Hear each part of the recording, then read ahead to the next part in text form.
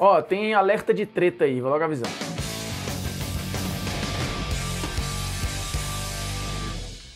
Fala moçada, beleza? Polêmicas vazias na área. Convidando você a se inscrever no canal, tocar na notificação, deixar o seu like, seu dislike, comentar o conteúdo e compartilhar o conteúdo nos seus grupinhos de WhatsApp. Você gosta do trabalho do Polêmicas Vazias, do Esporte Interativo? Então se inscreve, porque não custa nada. Dá teu like, porque não custa nada. Dá o dislike, porque não custa nada. Comenta o conteúdo, porque também não custa nada. Custa um pouquinho mais de tempo. E compartilhe por aí, se for possível. E, obviamente, toca na notificação para toda vez que tiver conteúdo novo, você ser alertado. Porque aqui, ó, é via de mão dupla, né? Então, ó, quem quer rir, tem que fazer rir. Me ajuda a te ajudar, como diria Ricardinho Martins. Seguinte, temos um Polêmicas aqui. De novo, a gente tá voltando às origens, né? Deixando claro aqui que é sempre bom essas sugestões que remetem à raiz do Polêmicas Vazias, que são o quê? As discussões inúteis de bar. E aqui a gente vai debater, quer dizer, não é um debate, né? É uma conversa comigo mesmo e que vocês estão testemunhando aqui sobre qual o melhor time do Brasil por década. E aí, antes de começar, é sempre bom aqui a gente olhar para a matemática, né? Seguinte, a década ela vai do ano 1 ao ano 0. Ou seja, por exemplo, a década de 90. A década de 90, ela começa de 91 e vai até 2000. Então, o ano 2000, ele ainda é da década de 90. É meio chato, mas é o que é. Tá bom. Por exemplo, o ano 80, 1980, é da década de 70. É meio esquisito, mas é o que é, né? Então você tem de 71 até 1980, uma década. Aí de 81 até 90, outra década. E por aí vai. Deu pra entender, né? Então beleza. O futebol brasileiro, ele se profissionaliza ali nos anos 30. E aí anos 30 é diferente de década de 30, né? Quando a gente fala anos 30, por exemplo, 1930 vale. Então, ó, os anos 30 foram fundamentais na profissionalização do futebol, na estabilização de um jogo mais profissional. Então aqui não vale nem a pena a gente ficar, putz, anos 20, a década de 20, a década de 30, quais foram os melhores times nessa época. A gente começa a ter um desenho mais ou menos bem feito do que são as principais equipes, as principais forças ali nos anos 40. E obviamente o Vasco foi o grande time brasileiro da década de 40, isso aí não tem nem muita dúvida, né? Foi o Expresso da Vitória, um time que na verdade começa ali quase que na metade dos anos 40 e dura basicamente 10 anos, né? O primeiro grande clube brasileiro a usar o 4-2-4, que depois seria muito replicado e até inspiraria as seleções brasileiras a partir ali de 54, 58, é uma seleção que ganha o Mundial jogando assim. Então o Vasco da década de 40 é um Vasco, além de avassalador, ele é um Vasco inspirador, vencedor e dominante. Também é preciso lembrar que na década de 40 e na década de 50 a gente não tinha nenhum campeonato nacional, nem campeonato internacional. O que você teve ali no final dos anos 50 foi o início do campeonato nacional, né? Você tinha ali a Taça de Prata, que foi vencida pelo Bahia, lá em 59. Então você passa a década de 40 quase inteira sem ter como medir as forças de uma maneira nacional. Então vale muito a consideração dos estaduais, do Rio-São Paulo, desses torneios que eram ali de um eixo, né? Então ali era a galera meio que medindo força entre eles, mas uma coisa muito pouco e sem caráter nacional. E você também não tinha competições internacionais, porque a Libertadores só surge muito depois. E você teve aí, na verdade, o embrião da Libertadores em 1948, que você tem um campeonato sul-americano, que é vencido pelo Vasco. E esse campeonato, ele é muito importante na história daquele momento e para o Vasco. Também muita gente pede polêmicas vazias sobre se aquele campeonato de 48 foi ou não uma Libertadores, né? Se pode ser considerado. Eu acho, inclusive, que vale a gente debater sobre o tema, mas precisamos lembrar que anos depois, muito tempo, já na década de 90, a Conmebol, ela faz um torneio, uma Super Libertadores, em que só os campeões foram convidados. E o Vasco estava lá, diga-se de passagem. E o Vasco ainda não tinha vencido a Libertadores de 98. Então, assim, é uma parada pra gente discutir, porque eu acho que vale. Então, é muito claro e evidente que o Vasco foi o grande clube da década de 40. E briga pra ser também da década de 50. Tem muita gente aí que vai falar, putz, mas não foi o Santos o grande time da década de 50? Cara, o Santos ele vai entrar naquele modo Pelé e companhia um pouco no final da década de 50. A década de 50 tem Vasco e Corinthians como os grandes clubes do futebol brasileiro, né? Inclusive, assim, por exemplo, o Santos, basicamente, ele nem tinha representante na Copa de 54. Corinthians e Vasco já tinham uma robustez ali na seleção de 54. O Vasco manteria os seus 3 jogadores para a Copa de 58, né? O Vasco teve 3 jogadores em 54, mais 3 jogadores em 58. O Corinthians contribui com 2 e 2. Você tinha o Flamengo, né, distribuindo muitos jogadores, tanto na 54 como um pouco em 58, mas era tudo muito mesclado. Você tinha jogadores da Portuguesa em 1954, era um outro momento, era um outro recorte. Mas o Santos, de fato, ele vai entrar nesse modo mais avassalador já no finalzinho da década de 50. Então, o grande clube dos anos 50 não é o Santos, ou é o Vasco ou é o Corinthians. O Vasco, nesse período, ganha 4 estaduais e 1 Rio-São Paulo. Só que o Corinthians ganha 3 estaduais e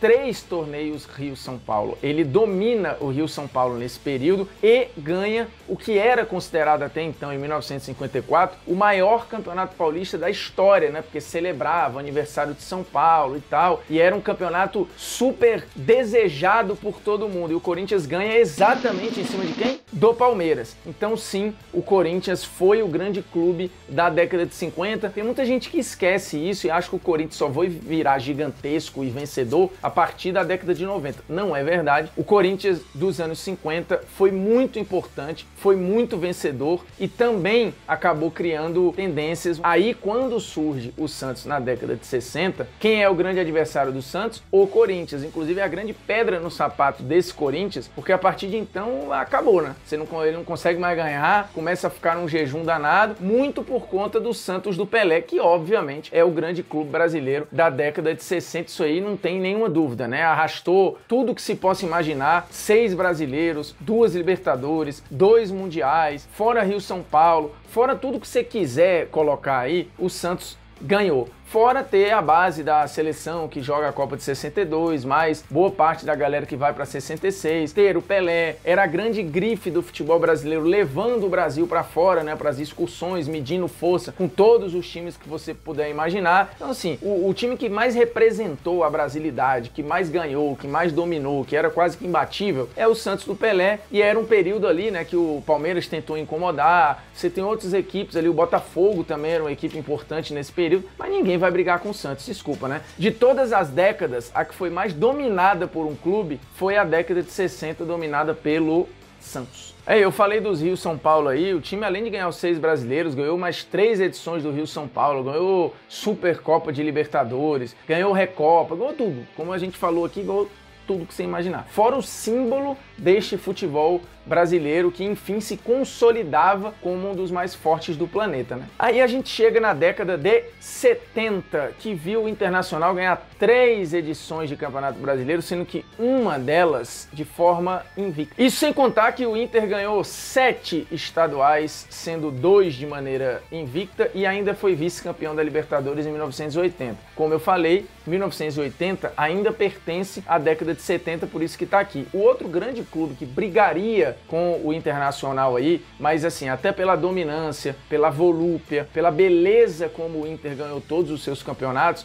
ficaria difícil de incomodar, mas o Cruzeiro foi uma equipe que nesse período botou a cabecinha de fora para falar, você não vai estar nesse reinado aí sozinho não, porque o Cruzeiro chegou a 2 finais de Libertadores nesse período, né? Ganhou uma e perdeu outra, também foi 2 vezes vice-brasileiro e ganhou mais 4 estaduais. Mas assim, não vai dar para competir com o Internacional não, né? O Internacional, assim, uma legião de craques. Ganhar o Campeonato Brasileiro invicto nunca foi repetido e é aquela parada, né? 3 vezes numa década é para pouquíssimos. A gente ainda vai falar de um outro que fez isso.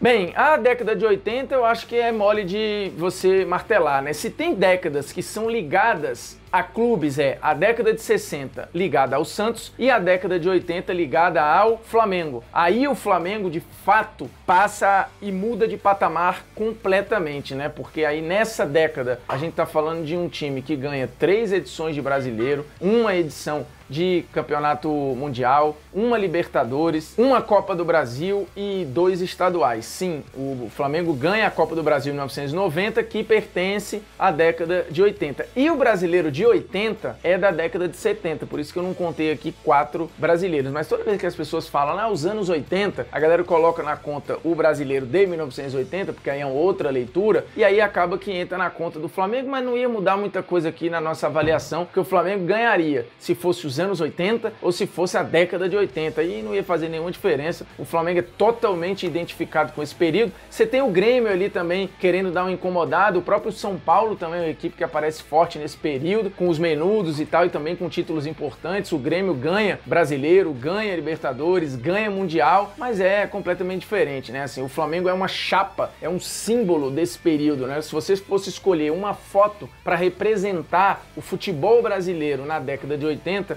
provavelmente você escolheria uma foto do Flamengo, obviamente se você não quisesse escolher a seleção de 82, sei lá, mas enfim, o Zico estaria ali sendo esse grande representante. E engraçado ali, o grande rival desse Flamengo durante um bom tempo, esse Flamengo dominante e tal, não era nem Grêmio nem São Paulo, foi o Atlético Mineiro, que em conquistas não disputa com essa galera, mas em simbologia ele representa muito nesse período. Mas pra gente cravar aqui o grande clube brasileiro, o melhor e o maior clube brasileiro da década de 80, Flamengo. Então, recapitulando, por enquanto nós temos década de 40 com o Vasco, década de 50 com o Corinthians, década de 60 Santos, década de 70 Internacional, década de 80 Flamengo. Tá tudo muito bem distribuído, mas agora a gente vai ver uma dominância dupla, porque a década de 90 não podia ser de ninguém que não fosse o São Paulo, muito por causa, obviamente, do São Paulo do Tele, que durou pelo menos metade desse período aí. Mas é um Tele que ganha o Campeonato Brasileiro, que ganha 2 edições de Libertadores, que ganha 2 Mundiais, que ganha Recopa, que ganha tudo que você imaginar aí. Inclusive o São Paulo tem nesse período uma tríplice coroa internacional, depois uma quádrupla coroa internacional, porque você tem vários títulos de confirmação nesse período, né? O São Paulo ganha Recopa, o São Paulo ganha Conmebol, tudo no mesmo período, ainda ganha estadual também, e alguns estaduais muito importantes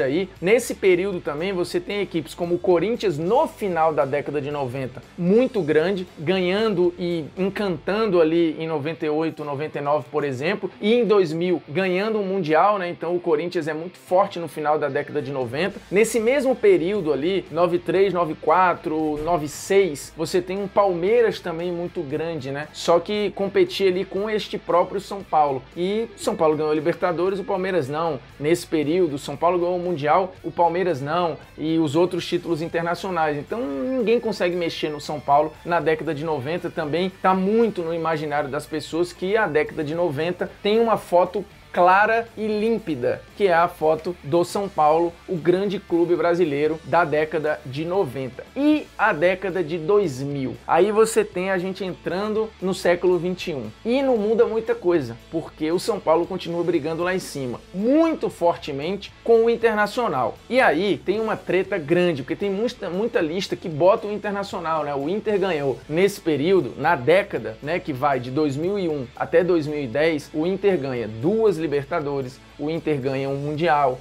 fora os estaduais, enfim, é muita conquista do Internacional nesse período. Ganha uma Copa Sul-Americana, tem 3 vice de Campeonato Brasileiro. Então assim, o Inter, cara, tá sempre ali. Só que, bicho, o São Paulo é tricampeão brasileiro no período em que o Brasil está começando a entender o que é o Campeonato de Pontos Corridos, é uma mudança de calendário radical, e você tem logo de cara uma dominância. O São Paulo vira modelo de gestão, ele vira modelo de investimento, ele vira modelo de tudo. Tanto que surge lá a expressão do soberano, é exatamente na década de 2000. Então beleza, o Inter tem uma Libertadores a mais, uma Copa Sul-Americana, mas era um momento, inclusive, até o Inter ganhar, o brasileiro não dava muita bola para a Sul-Americana. O Inter vira essa chave e a Sul-Americana passa a ter uma outra importância depois que o Internacional ganha, para a gente ser justo. Só que o São Paulo fica muito evidente qual é o grande clube do Brasil, quem era o modelo a ser seguido, qual era o modelo a ser copiado, qual era o exemplo assim, o futebol brasileiro que dá certo. Todo mundo olhava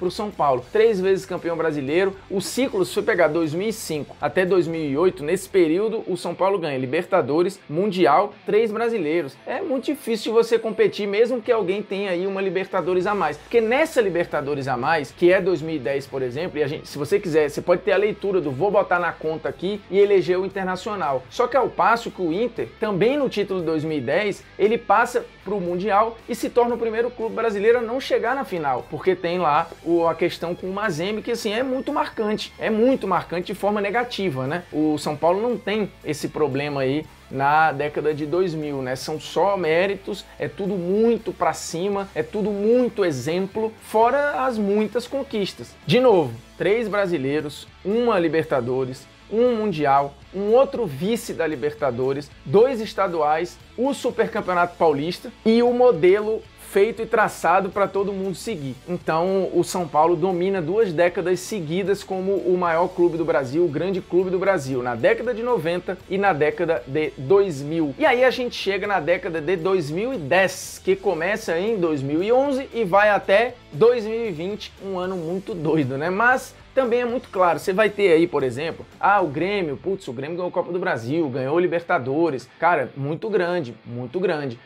O Palmeiras, cara, ganhou 2 brasileiros, ganhou Copa do Brasil, uma coisa absurda, espetacular. E você tem outros para concorrer, por exemplo, o Cruzeiro, 2 brasileiros, 2 edições de Copa do Brasil, um exemplo absurdo, mas em compensação, um rebaixamento gigantesco e que macula um pouco a história do Cruzeiro. Para mim é claro, e todo mundo também acho que concorda, que a década de 2010 pertence ao Corinthians, ganhando a sua primeira Libertadores, ganhando mais um Mundial, ganhando Recopa, ganhando 3 brasileiros, também virando modelo, o seu técnico indo para a seleção com todos os méritos. Você também vai ter temporadas em que o Corinthians ganha tríplice coroa, né, considerando títulos importantes, porque ele encarrega basicamente tudo. Então assim, é um Corinthians muito dominante na década de 2010, muito vencedor e que vai deixar pelos títulos, pela forma, pelas conquistas, por tudo, todos os outros adversários para trás. Recapitulando então, os maiores clubes brasileiros, os grandes clubes brasileiros por década. Década de 40, põe na tela, tô me sentindo aqui o da Atena. Vasco, década de 50, Corinthians, década de 60, Santos, década de 70, Internacional, década de 80, Flamengo, década de 90, São Paulo e também na década de 2000, São Paulo. E a década de 2010, Corinthians. Se a gente botar aí a chapa na tela, a gente vai ter o Corinthians dominando 2 décadas, o São Paulo dominando 2 décadas e depois a coisa muito bem distribuída. Pode tirar o print aí da tela se você quiser cornetar depois e emplacar nos grupinhos de WhatsApp, porque vai dar treta, né? Você que é torcedor dos clubes que tá aparecendo aí vai poder tirar onda com o cara que não aparece, o cara que não aparece vai ficar puto porque não tá e vai argumentar isso e aquilo, assim, você tem vários argumentos, você vai ter muita coisa para falar de cada um, mas é importante levar em consideração os títulos, o quanto foi de influência, a tendência, os jogadores, a dominância, a longevidade, assim, tem muitos aspectos quando você for pensar e falar, putz, Formiga viajou aí, cara, eu preferia esse. Para pensar nesses critérios e aí talvez a coisa clareie um pouquinho, beleza? É nóis, tamo junto, ó, se inscreve no canal, toca na notificação, deixe seu like, seu dislike, comente o conteúdo, compartilhe o conteúdo por aí. Esse é um bom conteúdo para você espalhar, tu é aquele velho postei e sair correndo, beleza? É nóis.